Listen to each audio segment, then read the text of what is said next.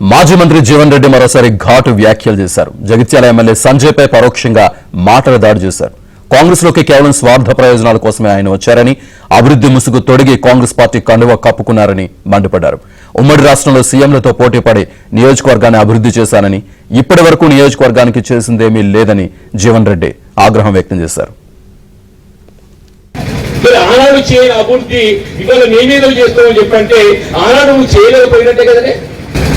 ఆ పదేళ్ళని వైఫల్యాన్ని ఏదైతుందో తప్పిపుచ్చుకోవడానికి వరకు ఇక్కడ మళ్ళీ కాంగ్రెస్ ముసుగులో చేరి నేనేదో చేస్తా అని చెప్పానంటే వీళ్ళు ప్రజలు ఏమనుకుంటున్నారు?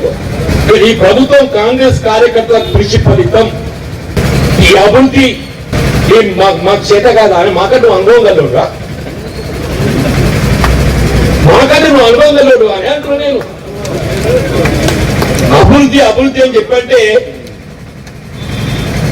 నాకు ఆశ్చర్యం కలుగుతుంది. అభివృద్ధి అంటే అభివృద్ధికి ఏదైతుందో ఈ స్వార్థ ప్రయోజనాలు అభివృద్ధి అని చెప్పనుకుంటే శ్రమించు అని చెప్పంటాం. ఈ స్వార్థ ప్రయోజనాలు అభివృద్ధి అని చెప్పనుకుంటే క్షమించు అని చెప్పంటున్నాం.